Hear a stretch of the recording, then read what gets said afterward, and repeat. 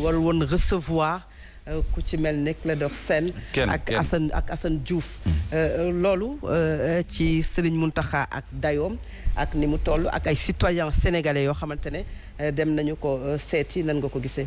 waaw loolu dama koy ñaawlu te du ma tudd turam sax parce que am na yenn ñoo xamante ne vraiment bu ko nit defee bu wàccee ba ci yenn bases yi du ma ko ci fekk mais dama koy wax rek mu delluwaat ci religion tey jii religion islamique dafa am loo xamante ni da ko wax yonent bi sallallahu alayhi wasallam aussi am loo xamante ni da koo digle donc moom bu ko jàngee rek dina xam posture xalif général des mourides dina xam lan moo tax mu njaboote ñëpp te si njaboote ñëpp nag xam nga lu gën a bon mooy ngay bëgg nit ki nga koy condamner ci passem wala ci loo xamante ni jot na koo dund leneen li ma ci bëgg wax rek parce que kooku moom vraiment bëgguma ci perdre sama benn temps ndax gisuma mu am benn importance boo xamante ni war nañ ko koo jox kàddoom googu moom kese moom moo ko tenir te moom moo ko sañ a tenir na nit moom yaakaar naa ne sa dayoo rek ngay waxee ak sa tolluwaay fi nga toll ci mbir yi ak si jamono li ma bëgg wax rek mooy di rappeler parce que xam nga aussi mënuma toog ci benn plateau boo xamante ne dañ may naan Sénégal dafa pauvre et que suñu richesse nekk pétrole ak or loolu rek day wane quand même que niveau en tout cas li ñuy doon xaar si ñi nga xamante ni ñoom ñoo ñu jiite wala ñu jege pouvoir bi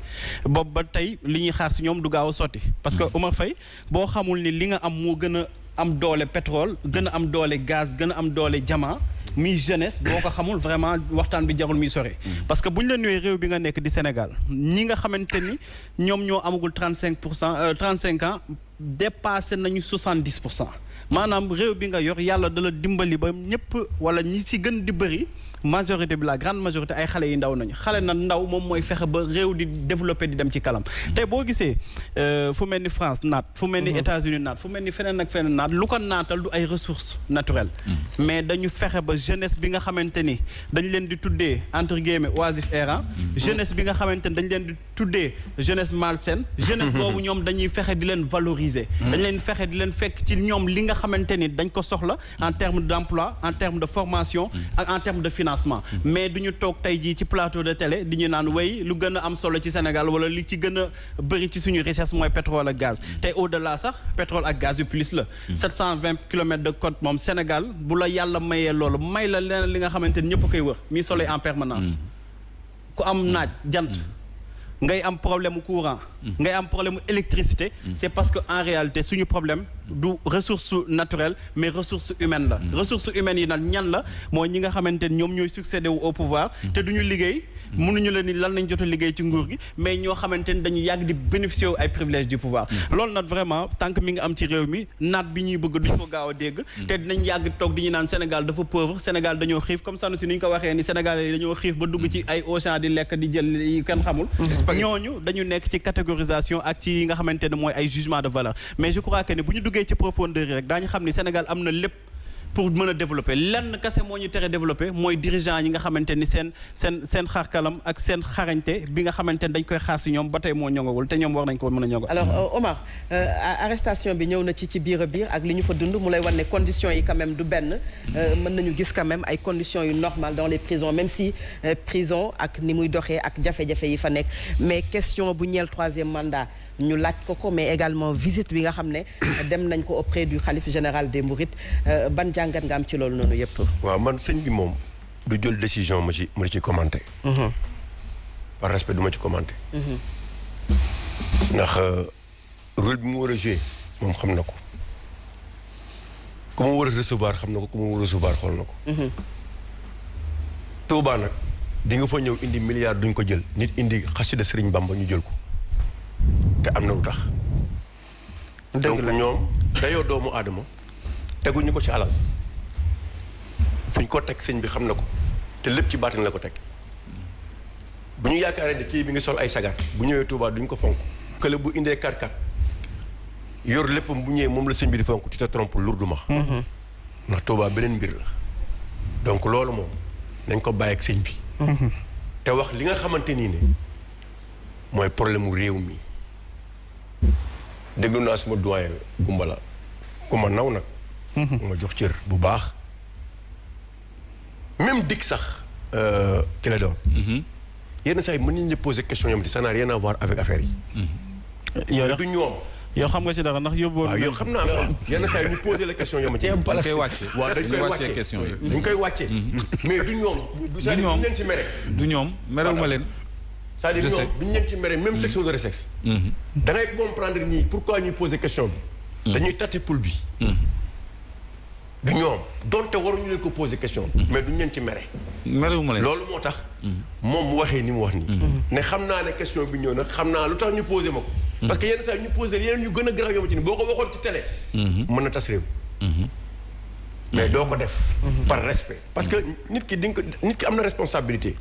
am na lu ñu war a génnee. am na yu ñu warul génnee. mais jox nañ leen cër boobu. mais dafa am fu réew mi toll nguma la mooy réew. développement secteur privé moo ko yor. mënuma nag nga nekk secteur privé boo xamante ni ne plan Orsec bii passé plan Orsec bii nga xamante ni ne c'est le secteur privé national ñoo jël seen xaalis jënd ay matériel jox ko état du Sénégal ba léegi fayu ñu leen. te li may wax nii Moustapha Ba bi nekk directeur du budget yor xaalis bi chaque jour nit ñi xam ne y a tant de milliards dugg na ci réew mi kenn xamul fu muy dugg te duñu expliquer ñu ngi fii toog.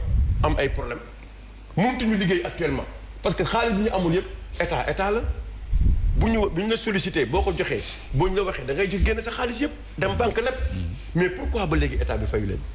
et pourtant li leen warlu ak terre bi li leen warlu ak ñeneen ñu ngi koy def parfois am na montant moom da nga ko war a génn chaque année te yaa ngi koy def. nañu fay ñiy jël liggéey ci plan Orsec bi am na ñu fay ñi ñu war a fay nañ leen fay te liggéey bi ñu liggéey dañ ko liggéey parce que c'est des patriotes sénégalais.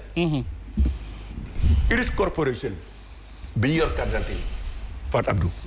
seen contrat léegi mu jeex xam nga kan lañ bëgg a jox liggéey bi. Thales te société française la mais carte d'identité ñun sénégalais fi ñu toll doomu sénégalais yi xale yi tey fi ñu toll si technologie. amuñu xarañte pour defar carte d'identité. 50 milliards. mën nañu ko de. nañ leen ko jox. groupe Thales boobu en même temps wax naa ko fii keroog. digitalisation parce que professeur.